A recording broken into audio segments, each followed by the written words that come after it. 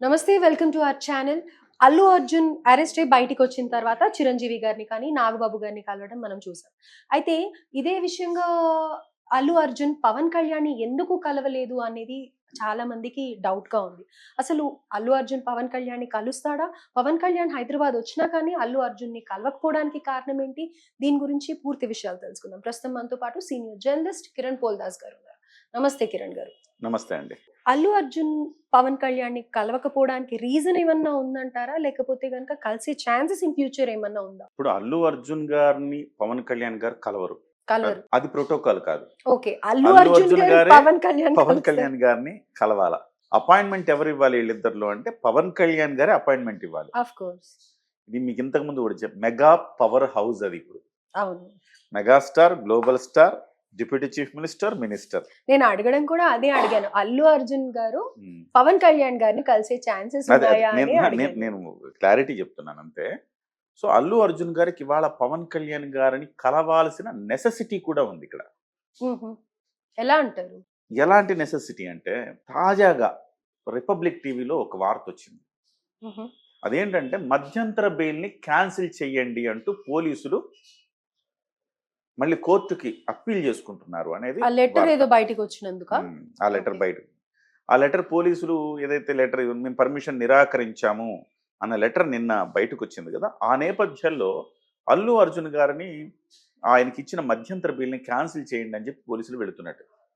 నిజంగా పోలీసులు ఈ రకంగా వెళితే 2 రీజన్స్ వస్తాయి. బహుశా నా అభిప్రాయంతో ఏకీభవించకపోవచ్చు చాలా మంది. 2 కారణాలు ఉంటాయి. ఒకటి గవర్నమెంట్ ప్రెషర్. గవర్నమెంట్ కుట్రపూరితంగా అల్లు అర్జున్ గారిని కార్నర్ చేస్తోంది, ఫస్ట్ రీజన్. రెండవది అల్లు అర్జున్ గారు మొత్తం ఈ వ్యవస్థ మొత్తం కలిపి పుష్ప సినిమా హిట్ అవ్వడానికి ఏమన్నా ప్లాన్ వేస్తోందా? ఈ 2 రీజన్స్ ప్రధానంగా కనబడతాయి. ఎందుకంటే మీరు ఆలోచించండి ఒక్కసారి, అల్లు అర్జున్ ఏమన్నా డైరెక్ట్ మర్డర్ చేశారా, లేకపోతే ఏమన్నా లైంగికంగా ఎవరైనా వేధించారా? ఏం అంత భయంకరమైన కేసు ఏం కాదు కదా.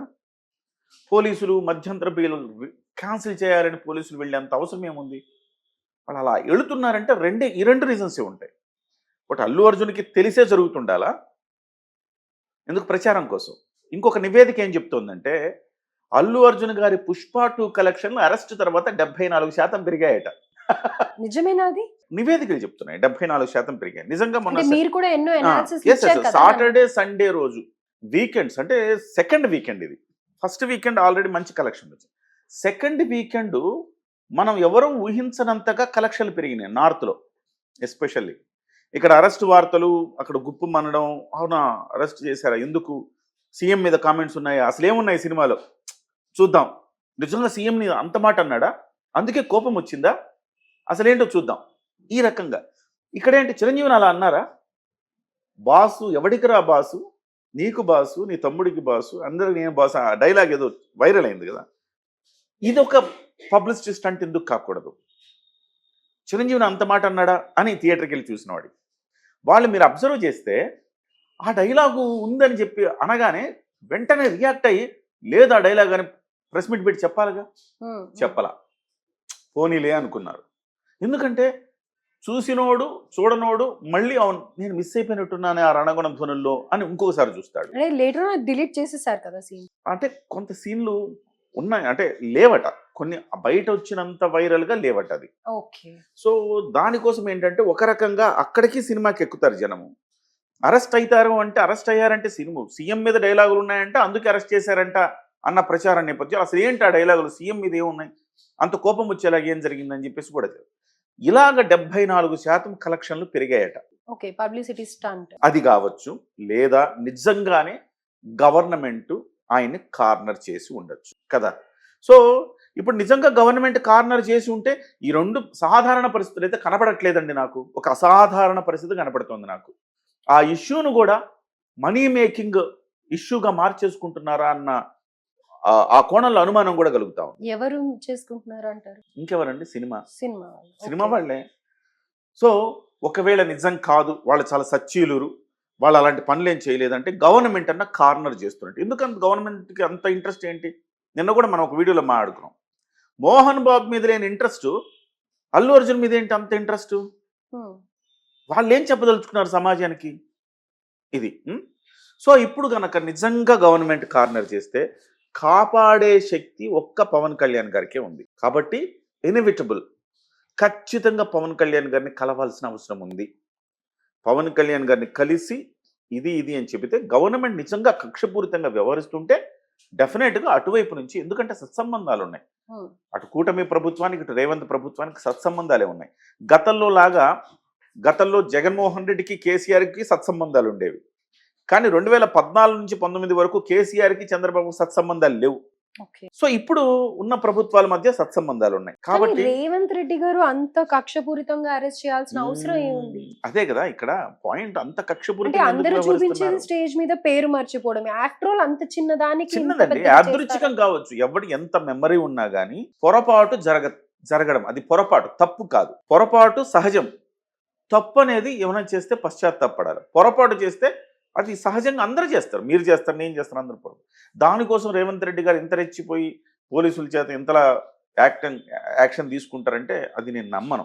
నేను చెప్పాను కదా ఈ 2 రీజన్స్. ఒకటేమో సినిమా హిట్ కావడం, రెండోది ఏంటంటే బిహైండ్ ద సీన్ కొన్ని రీజన్స్ ఆయనకంటే ఆ సీఎంలు దాని మీద ఆయన మీకు ఆజ్ తక్ ఇంటర్వ్యూలో ఆయన ఏం చెప్పారు, మీకు ఇష్టమైన స్టార్ ఎవరండి అంటే నేనే ఒక స్టారు అన్న ఒక రకమైన అహం కనిపించింది రేవంత్ రెడ్డి గారిలో కూడా. సో ఆ రకమైన స్టేట్మెంట్ని జనం ఎవరు అంత మంచిగా రిసీవ్ చేసుకోరు. సహజంగా స్టార్ అంటే ఆయన దేని గురించి అడుగుతారండి? సినిమా వాళ్ళ గురించి అడుగుతారు.